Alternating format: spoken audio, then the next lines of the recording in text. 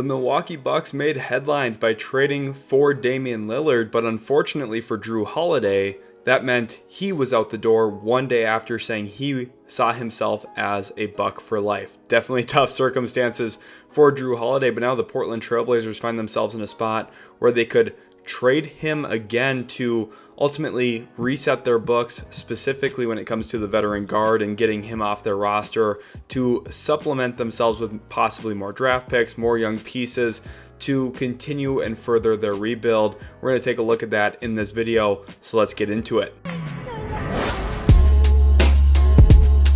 Hey there everyone, welcome to Utility Sports. Super excited for this video. As promised, here are some Jrue Holiday potential trades. We're going to look at a bunch of different teams, kind of canvass the league, and ultimately explore some possibilities of mock trades for Jrue Holiday. Of course, this is very impromptu. I was not expecting to be discussing Jrue Holiday trades. I felt like his position in Milwaukee was relatively safe. The Bucks come off the top rope, surprise everyone, trade for Damian Lillard, and here I am at nearly 2 in the morning recording a Jrue Holiday trade video. So hopefully you guys do enjoy. If you do, make sure to leave a like, subscribe to the channel for more. Let's not waste any time now. Let's jump right into it here with Jrue Holiday possible trade. So in this video preview, what are we going to exactly see? First of all, I'm going to talk about some honorable mention teams that do make some good deal of sense, teams that we should talk about, and will they think at least a little bit internally about Jrue Holiday? Those are some teams we'll mention. Then we'll look at some real serious thought teams that are going to sit down, have meetings about a potential Jrue Holiday trade, probably rack together, get the whiteboards out, write some possibilities up, get the cap guys involved, do all that kind of stuff. And then my final category is the teams that have a Jrue chance at landing Jrue Holiday. Hopefully you guys get my pun there. I should probably retire from joking. Clearly it's not my strong suit, but I am excited for this video, just taking a look at some of the possibilities. Now again, this is off kind of really limited amount of time trying to plan and put together Jrue Holiday trades. I have not been thinking about this for a long time, clearly. So if you guys disagree with the value, let me know down in the comment section respectfully. I'd love to hear your guys' thoughts on what a potential Jrue Holiday trade could look like. What do you think Portland's going to be looking to get back in a deal? But let's start with some of those honorable mentions, trying to at least consider a Jrue Holiday trade. And the first one I want to touch on is the San Antonio Spurs. Of course, Spurs fans, you guys know I love you. I was cheering for the Spurs to get Victor Wembanyama if it wasn't going to be my Dallas Mavericks. And because of that move, because of the ability to draft Victor Wembanyama, a lot of people wondered, are the Spurs going to kind of step on the accelerator here? Are they going to try and push toward winning? But all of their moves in the last couple of months after drafting Victor Wembanyama have kind of been to slow down the pressure and limit the pressure on Victor to win right away. And I think those are all smart decisions. And I think from a team building standpoint, it's smart to conserve your assets, keep your draft picks that you have, keep the draft picks from other organizations that you currently own. San Antonio has a lot of them. And yes, pushing for a trade for Jrue Holiday would definitely help further Victor's success and kind of his statistical output and the amount of wins this team gets in year one. But I think they're more focused on what we're going to see by year 4, 5, 6, 7, and so on of Victor's career. So because of that, the Spurs are a team that I think they'll at least internally say, hey, what would Jrue Holiday look like? And they'll probably have some interest to see what would it cost to get Jrue Holiday. But ultimately, I don't see them being a team to really push for Jrue Holiday. The next team here in my honorable mentions is one that I really think should step on the gas and go get Jrue Holiday, except I just really don't believe that they will. The Minnesota Timberwolves would be fierce with Jrue Holiday in the building, specifically on the defensive end. You think about Rudy Gobert, Jaden McDaniels, Anthony Edwards as an on-ball defender. They've got a bunch of good defensive pieces. Nickeil Alexander-Walker off the bench is another. Adding Jrue Holiday to that room, oh my goodness, that team would be able to guard pretty much everyone at all times, seemingly. They'd have a lot of nice defensive pieces, but the money's a little tricky. You'd have to trade Mike Conley, Kyle Anderson, and then probably an additional piece like a Wendell Moore Jr. Now, in terms of the players, it's not too bad to give up, but then you're trying to figure out, okay, what picks could we possibly give Portland? Will they be content with 4 or 5 second-round picks? Does that move the needle for them? Potentially, but it's kind of tricky to work out the details. And then also, I just think internally, Minnesota's at a spot where they like what they have. They want to see the group that they have put together on the court before they go and do something big like a Jrue Holiday trade. And I think because of that, They're comfortable with Mike Conley as the starting point guard. I think Conley is a good starting point guard specifically for that situation. They need a guy like that. Jrue Holiday would clearly advance that team, make them a little bit better in my opinion. But I do understand from a fit perspective, Conley's probably a little bit more seamless there next to Anthony Edwards in the backcourt. So because of that, the Timberwolves, they'll think about it, but I don't see them pursuing a Jrue Holiday trade.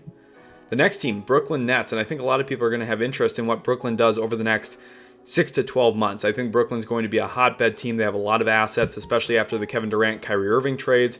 They could definitely pursue something if they wanted to. However, I just don't really expect them to do that, especially given kind of the uncertainties that they have currently. Specifically looking at Ben Simmons, we don't know what he's going to be this year. Was a shell of himself last year. Didn't play 2 years ago, so we haven't really seen good Ben Simmons now for basically 3 seasons. I'm still a believer in Simmons. I think that when he's fully healthy and kind of in the right mental state, he can be a high impact player in the NBA, but we have to see it. And with that, you also look at some of the other question marks in the Nets. What is Mikal Bridges going to look like as a number 1 option for an entire year? Cam Johnson, brand new big deal. How's that going to play out? There's a lot of questions with this team. Nick Claxton coming off of what I thought was a really great defensive season. Can he replicate that?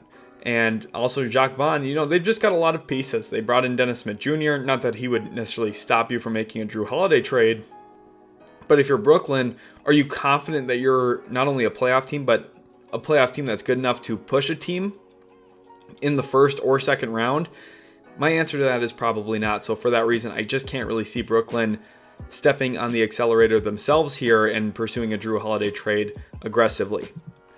The next one, the Toronto Raptors. I am excited to talk about Toronto here. Of course, they were kind of that expected dark horse team for Damian Lillard. That, in fact, ended up being the Milwaukee Bucks when it was all said and done. Toronto makes a lot of sense for Jrue Holiday. But I think if you look at the situation here, reportedly Toronto was not willing to give up OG Anunoby in any deal concerning Damian Lillard. And my expectation, just knowing how Masai Ujiri is in trade discussions, there's going to be some difficulty for these two teams to come back to the table, for the Raptors and Blazers to want to call each other again and work on a deal. Masai, I've heard, is very, very difficult to work with. Obviously, there was the report this week comparing him to a fantasy GM. Listen, even outside of that, I've known for years that he is very, very disciplined in his approach to what he thinks is worth trading and what not trading. And when he's not getting a deal he feels like is perfect for him, he won't make a deal. And because of that, it's pretty tough to work with. So I don't see the Blazers going back to Toronto anytime soon for trade discussions, which leads me to the Lakers. A lot of people are going to point to the Lakers. Look, it's just not going to work. Given the guys that they just re-signed, some of the restrictions on trading those guys until December, January, by then, Jrue Holiday is likely long gone to a different team. So I just don't really see the way that the Lakers can get involved here. Realistically, now, this is what I had tried to talk about in the offseason, is if they would have picked up some of the options on some of their guys, specifically like a Malik Beasley, it opens up your pathways to getting something done if this type of situation were to arise. Now, they didn't go that route. I can't necessarily blame them. I wasn't expecting Jrue Holiday to be out in the market, but because of those decisions, they're not really in a spot right now to make a move for Jrue Holiday realistically, in my opinion. And then lastly, last honorable mention, this team makes a ton of sense for Jrue Holiday. I think that they should be a team that heavily pursues Jrue Holiday, but given how the last 2-3 months have gone, I would just be completely and utterly shocked if the Miami Heat and Portland Trailblazers are, best of friends right now and working together daily. I just don't see Pat Riley being the type of guy who is going to call them back up and say, yeah, let's re-talk trade. And I don't think that Portland is super happy with how this whole situation played out with Miami. There was a lot of kind of mud being thrown around on people's names and kind of a lot of disrespect between the two organizations. And ultimately, Pat Riley, look, he played games. He didn't get Damian Lillard. In fact, the team that he beat in the first round last year, the Milwaukee Bucks, did. So, he's got a lot to lose, in my opinion, especially if the Heat don't achieve what they're hoping to next year, which is, again, probably another conference finals appearance, maybe another finals berth. Those are high aspirations, But now they're behind the 8 ball. Jrue Holiday would go a long way in helping them. I just don't really see a deal getting done here, though, between those two organizations. Although I do think what the Heat have to offer does make a lot of sense in a potential Jrue Holiday package. Again, though, I just can't see it happening, which brings me into some really important trade rules we have to discuss before we lay out some of those actual trade packages from some of those more serious suitors for Jrue Holiday. And since the deal is official now, the 3-team trade between the Suns, Blazers, and Bucks is now official. If the Blazers do trade Jrue Holiday, by the way, go follow us on Twitter, that's where this is coming from, which I'm assuming they do. They will ultimately trade Jrue Holiday at some point. They cannot add other salaries to his contract in a trade for the next 2 months. So I'm recording this Thursday, September 28th. They will not be able to aggregate other salaries into a trade with Jrue Holiday until at earliest November 28th, which at that point we're already over a month into the season, which kind of complicates the whole trade landscape if they tried trading him at that point. So basically, all Jrue Holiday trades that you see, if you see something on the internet, right now they need to be only one man going out of Portland, and it's got to be Jrue Holiday. They can't trade other players with Jrue. They could technically trade picks with Jrue Holiday, but they can't trade other players with Jrue Holiday until at earliest November 28th. That's a really important nugget, something you guys have to remember. And if you see someone on Twitter or X or whatever it's called these days, you have to keep that in mind. Links in the description, by the way, for our Twitter account. Go give us a follow. So let's get into some of those teams that are going to give this serious consideration. And this one is the Golden State Warriors. At this point, Chris Paul is actually trade eligible once again. And in this package, he is going with guard Moses Moody, a former lottery selection by the Golden State Warriors a few years ago, and second round pick this year, Trayce Jackson-Davis, in a deal to the Portland Trailblazers. And you might say, well, this doesn't sound like great value, given the fact that Moses Moody hasn't had a fantastic start to his career, and Trayce Jackson-Davis is just a second round pick. But in my eyes, I don't view Trayce Jackson-Davis as only a second-round player. I had a first-round grade on him. I know that the Portland Trailblazers did give him some real consideration. They had him in the building pre-draft, and I think they liked him quite a bit as well. He would be a really interesting backup big behind DeAndre Ayton now, who they have on roster. And then guard Moses Moody from Arkansas. That's really what you're trading for in this deal, is kind of the belief that you think he can emerge into a player that a lot of people expected him to become prior to his own draft class. A player who has real shot creation potential, shoots a really nice, clean, deep ball with a good stroke, and he's got nice backspin on his shot. And he's someone who really do believe that if he's given a fair shake and a real opportunity, he probably could make a name for himself in this league. And you're basically pivoting from mid-30-year-old Jrue Holiday to late 30-year-old Chris Paul, who's obviously well into his 30s. Jrue Holiday about midway into his 30s. From the Blazers' perspective, you're getting a little bit younger. You get off of Jrue's money here in an expiring deal in Chris Paul. You get two young players who, yes, are somewhat unproven at this point, but I believe in both of them. And from the Warriors' perspective, you get a guy who's a fantastic fit. Jrue Holiday would go a long way in improving this team. Now, look, I think Chris Paul is going to have some success with Golden State, but I do just obviously think that Jrue Holiday is a huge upgrade over this modern version of CP3, and because of that, I do think the Warriors will give this serious consideration. Again, this wouldn't be one of my front-runner teams, but I do think there will be internal discussions in Golden State kind of thinking about possibilities here, and then there will be some discussion between these two teams at some point, if I had to guess, just because the money makes some sense. From a winning perspective for Golden State, you know, they're kind of coming toward the back end of their possible championship window here. You want to do anything you can to kind of pry open that window a little bit longer, make it a little bit of a bigger window, and I think Jrue Holiday does that for you not only this season, but maybe the next couple of years as well, which is obviously a real priority for Mike Dunleavy and the Warriors at this point in time. Our next trade candidate here, and it's actually the Chicago Bulls. This is a sneaky one, and one as I was kind of prepping this video, I kind of liked landing on the Bulls because they feel like a team that has nothing to lose. You know, they extended Nikola Vucevic, and talk about being good with mediocrity. That's what the Bulls have been about the last couple of years with some of the decisions they've made. Well, they're in a spot where a trade for Jrue Holiday actually does make some sense, given the fact that Lonzo Ball is out for the entire season once again, and there's a need for the point guard position to not only be addressed, but improved. And Jrue Holiday does that for you. And I think he brings kind of the defensive intensity that they were hoping to get from Lonzo Ball after signing him. Of course, Lonzo's injuries, they've just been really, really disappointing for me. I love watching Lonzo Ball play. Let's all hope that he gets healthy. Leave a nice comment down in the comment section for Lonzo, kind of wishing him some health, because it's awesome when he's playing basketball. We got to get him back on the court as soon as possible. But from the Bulls' perspective here, you're kind of getting off of his money. I hate to say betting against him, but you're essentially accepting the fact that he might not play another game in a Bulls uniform, which is, again, very tough. Hate to say that. But it's kind of the reality we might be looking at here. And kind of for your troubles here, if you're Portland, of moving off of Jrue, you take in Lonzo, you get a shot here at Patrick Williams, who he hasn't produced up to this point, former top 4 pick. I wasn't a big Patrick Williams guy in his draft. I understand some of the upside. A lot of people compared him to a baby Kawhi Leonard. I hate those types of comparisons. Look, he's got intriguing physicals. He's an intriguing ball handler as a forward.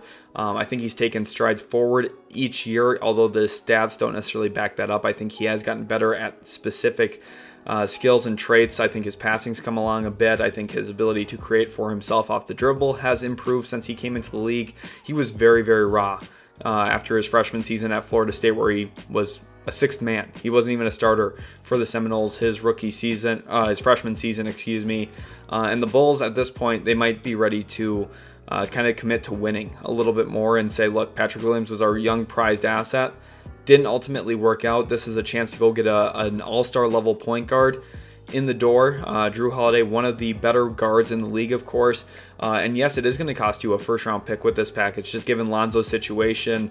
Patrick Williams not really having that much success so far in the NBA from a statistical standpoint, or like a real, sustained consistency standpoint. You do have to give up something, and luckily for Portland, this one does make a lot of sense for them. They actually get their own pick back this upcoming year. Now, it is lottery protected, so you might say, well, why would they want that pick? They're going to get the pick anyway. The reason they want that is because of the backup protections on it. If they get the pick back, it completely resets all the backup protections. It opens up a ton of flexibility for them to make trades at a later date, which I think at some point will be very important for the team when it comes to building around Scoot and Shaden and DeAndre Ayton and whoever else they get in a deal for Jrue Holiday. They want to have flexibility. This deal gives them a lot of that, and an upside shot here at Patrick Williams. And who knows, if Lonzo Ball comes back healthy, I think he could be a really nice piece for them too. And again, I'm praying for that. And from the Bulls' perspective, a lineup of Jrue, DeRozan, LaVine, and then at the 5, Vucevic, you'd have to figure out the power forward spot. You'd have to figure out some of your forward minutes in general. That would be a little bit of a mess. But you do massively upgrade point guard. You have Javon Carter off the bench. Then you have Kobe White, off the bench. So your backcourt would be very, very strong. And I think that's something as well with Alex Caruso. You could look at the Bulls having a true identity. Defensively, they'd be able to get down and guard. And I think that would be a real benefit to this team moving forward. The next serious consideration team, I actually gave it to the Orlando Magic, which is probably a little bit of a shocker. I thought the Magic could have been a dark horse team for Damian Lillard. I think that they've been a team that we do need to keep our eyes on because they have a good collection of assets. They have a lot of young players that would be valued around the league, and this is an example of that here. Part of this is matching money. That's what Jonathan Isaac's in here for, although I do think Jonathan Isaac in Portland is like a sneaky, good, fun fit if he's ever able to stay on the court healthy. But then also looking at it from kind of what's the value perspective. Well, a former top 5 overall pick in Jalen Suggs, a guy that I know Mike Schmitz really, really liked coming out of his draft. I know a lot of people looked at Jalen Suggs as a potential top 4 pick in that draft above Scotty Barnes. I myself never really felt that way. I like Scotty Barnes a lot during that entire draft process. But ultimately, Jalen Suggs, he was the pick at 5 for Orlando.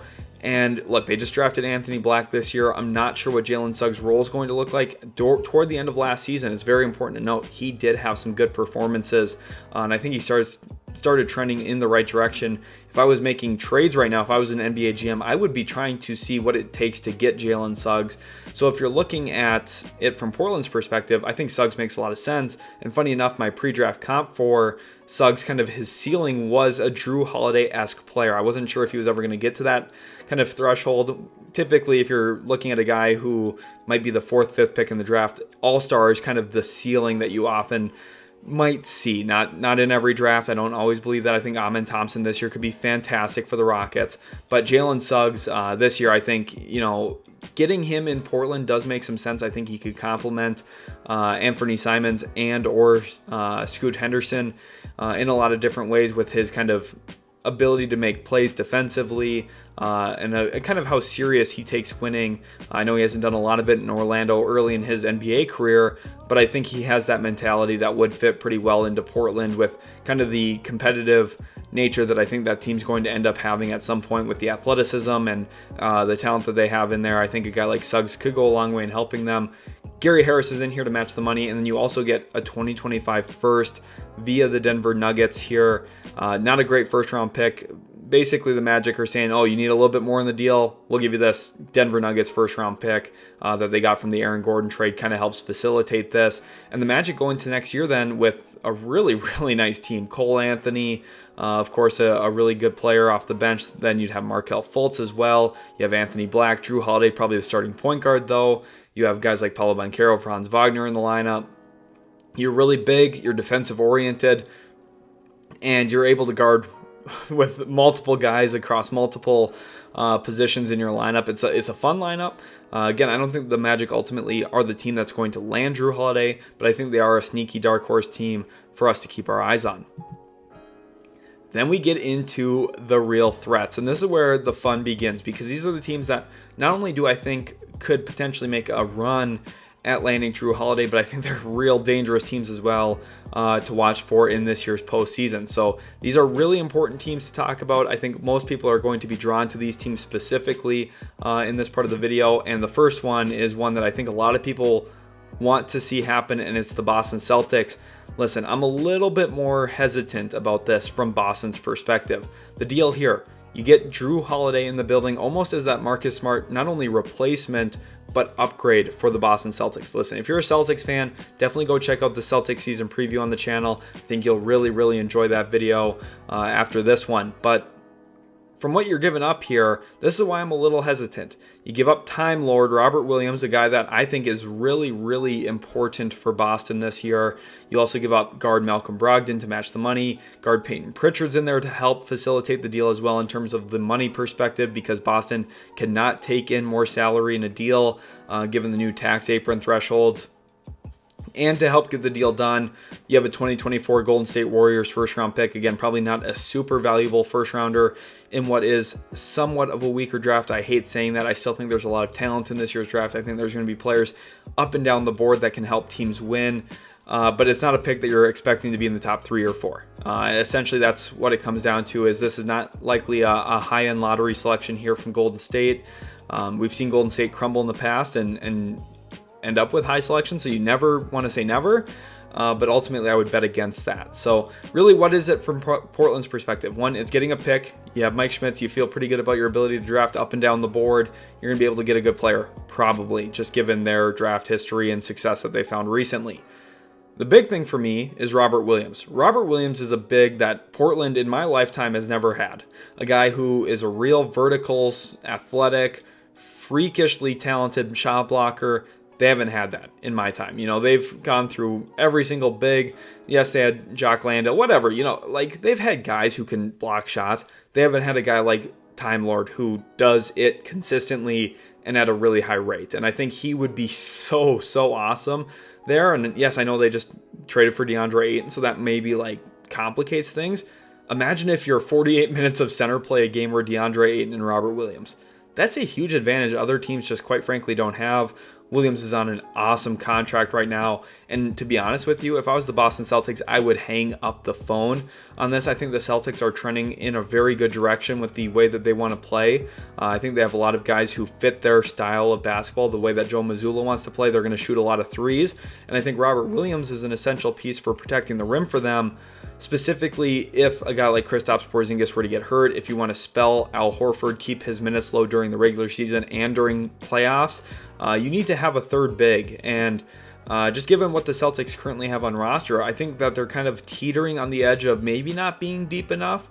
I like their depth currently as constituted, but making a trade like this where you end up trading out 2 rotation players in Brogdon and Williams for just one in Jrue Holiday, I do think complicates their depth, especially in the front court here. I really like where they currently sit after the Porzingis trade. I would hate to see them make this type of move, although I do think Jrue Holiday would be an awesome player for them. I think he would do so many great things for the Celtics. At the end of the day, I would shy away from making this deal as a Celtics supporter. If I was one, I'm not, but if I was, I would definitely not want them to do this. And honestly, if you're a Celtics fan, Jrue Holiday would be great. I just don't think it's a worthwhile move, though, at this point in time.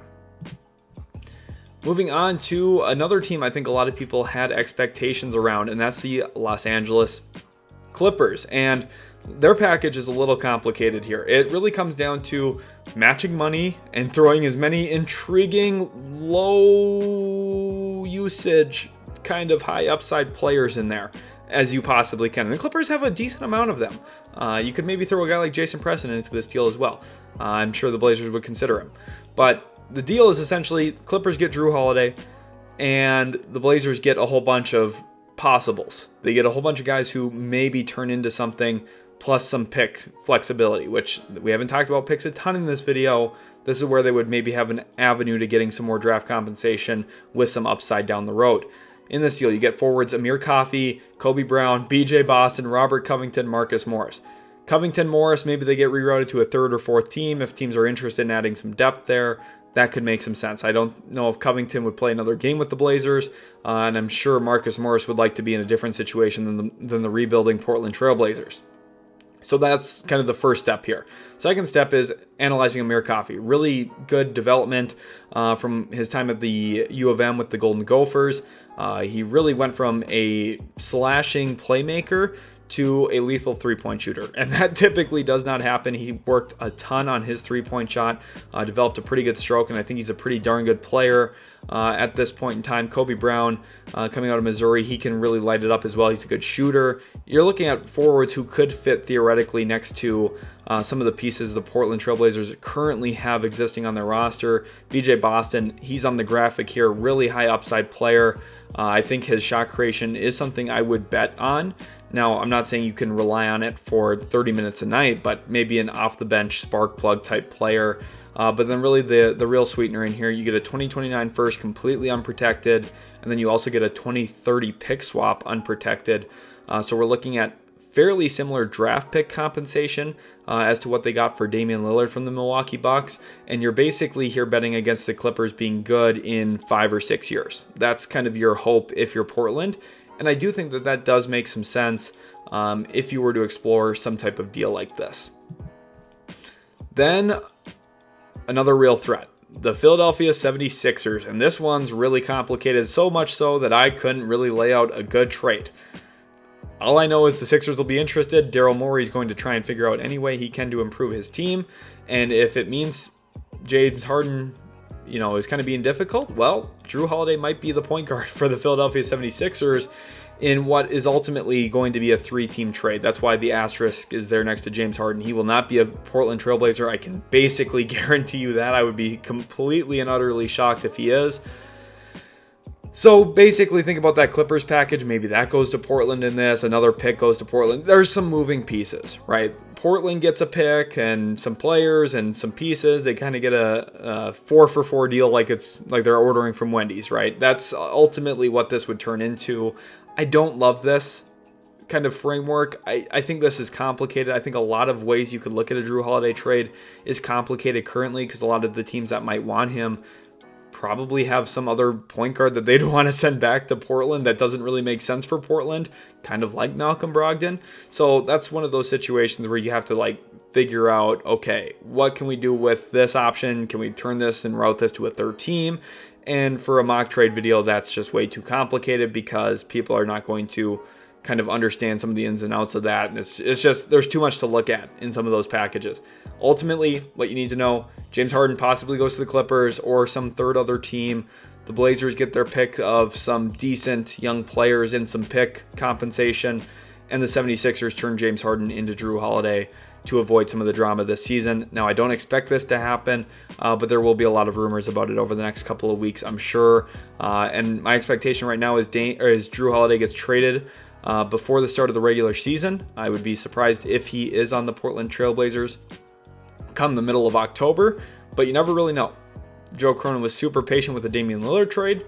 Maybe he'll do that same exact thing here with Jrue Holiday. So we'll have to keep our eyes on the Portland Trailblazers, and let me know down in the comment section some of your Jrue Holiday trade ideas. You guys have some awesome thoughts, awesome ideas. I would love to hear from you guys what you think about Jrue Holiday, where he's going to be playing his basketball in the 2023-2024 season. Make sure to leave a like on the video, subscribe to the channel for more utility sports content, hit that notification bell so you don't miss out on future uploads, check out the previous video or the suggested video, and again, subscribe to the channel. Thanks again so much for watching. Celtics fans, go check out that Celtics season preview, and we'll catch you in the very next utility sports video.